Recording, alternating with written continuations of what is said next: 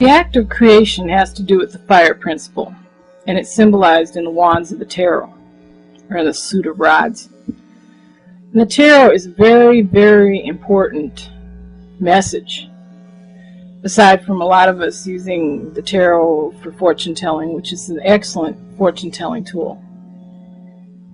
But the tarot is actually a string of instructions that are on the cards, or a thread of instructions for empowering the soul and achieving the Godhead, which at the end is the world, symbolized by the world and the trump.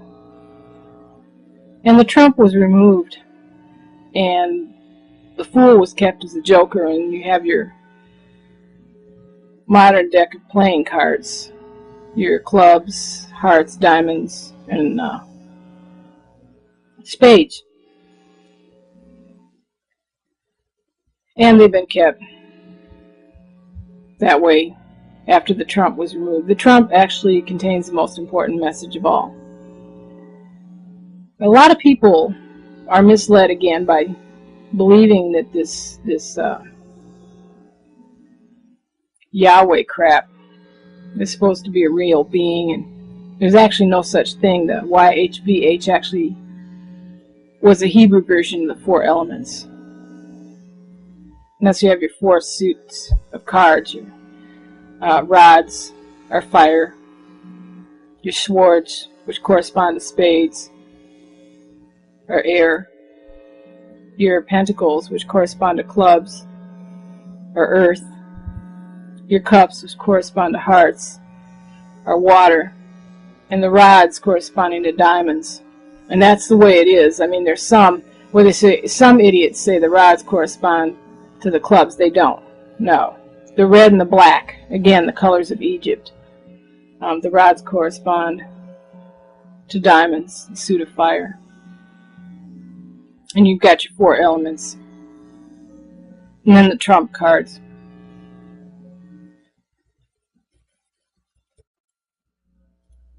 The Fool was kept as the joker.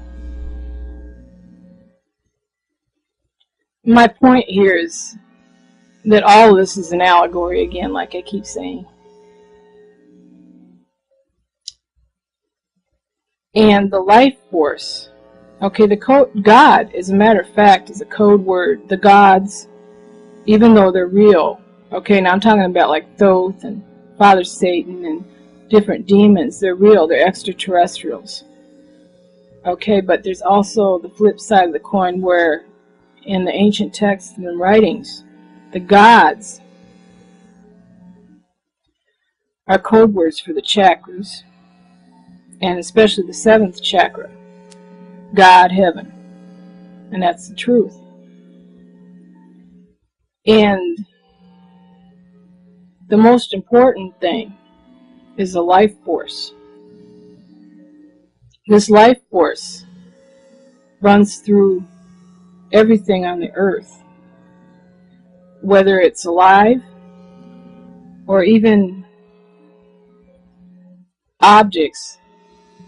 There's molecules that are vibrating. The atomic structure. Satanism and science go together. Spirituality and science are actually partners, and that's one of the reasons why the Christian church has suppressed science so hard, is because science, you go far enough in either one of them and it's going to reveal the other, and that's the truth. Of course, what they call spirituality isn't even spiritual, so I mean, it's just it's twisted, warped, corrupted trash. They're not spiritual in any matter. I mean, in any respect at all. Everything in the Christian church is based upon the dollar.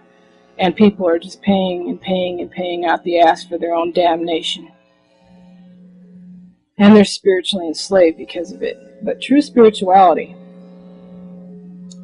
science has not progressed far enough, and also in the colleges and that, okay, the emphasis is on atheism.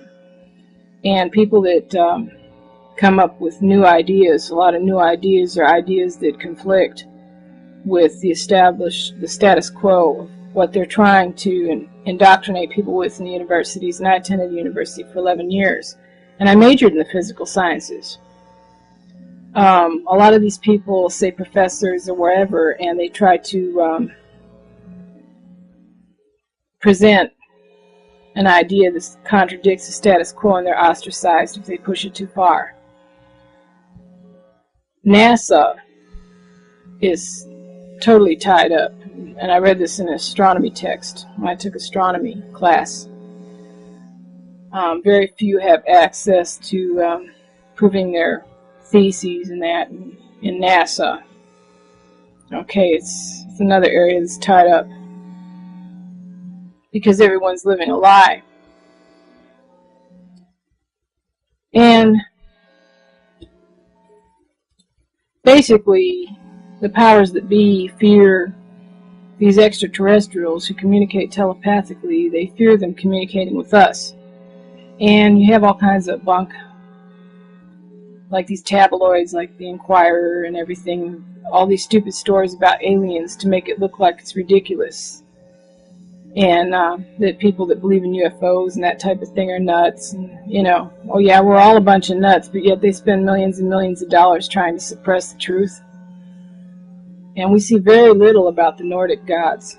I mean, mainly, you know, anything out there is about these stupid greys, you know, that have been a boil on the ass of humanity. There's even images of them in the Egyptian pyramids. So obviously, I mean, this goes back thousands of years. I mean, there's pictures you can type in on the internet, and there's photographs of where they were depicted inside the pyramids and the temples in ancient Egypt. So, I mean, you know, they're real. And there's also very, very ancient cave drawings that show these bulbous-headed greys. And that's basically about all you have, you know, when you want to do some studying, go to the library or whatever about extraterrestrials. And the Nordic gods, okay, which are Satan's race of god, and the demons, they've kept us as far away from them as they possibly can, in every way that they can. And they've communicated with us and through us telepathically, those of us who are open to them and know the truth. So basically, there isn't a whole heck of a lot. They can tie it up materially, but they can't do much spiritually when people have enough knowledge. But Thoth, the ancient god Thoth, Egyptian god Thoth, he's also the father of alchemy.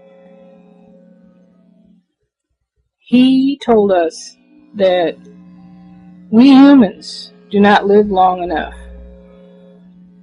to experience what they refer to as the God, which it isn't a being, it's the life force. We don't live long enough.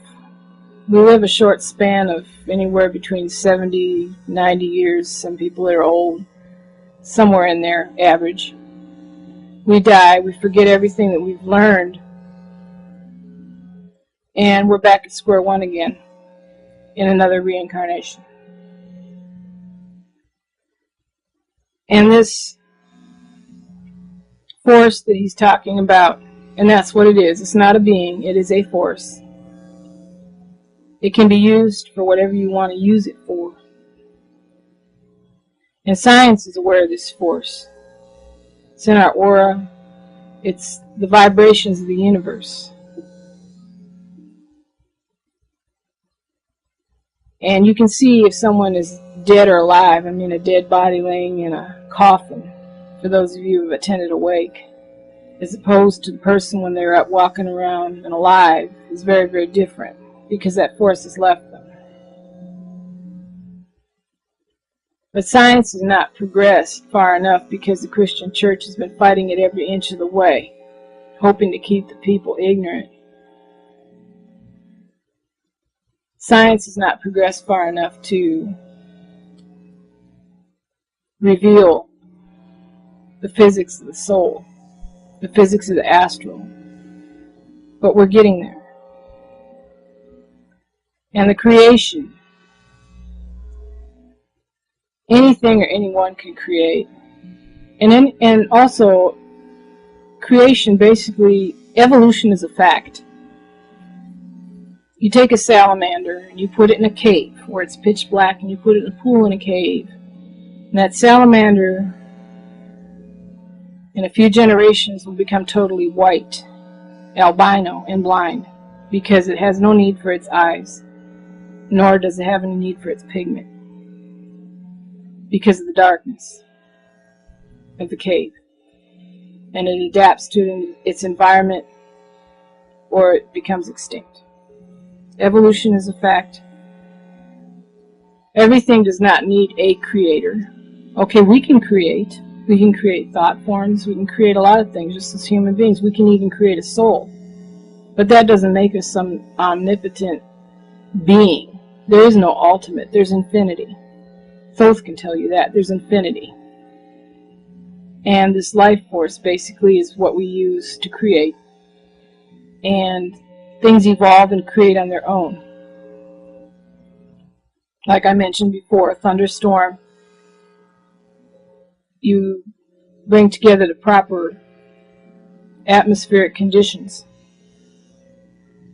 and you can have a tornado or a thunderstorm. It comes together on its own by providing the right environment, the right elements, by putting a seed, whatever, in there, and it'll create something else on its own. Hail Satan.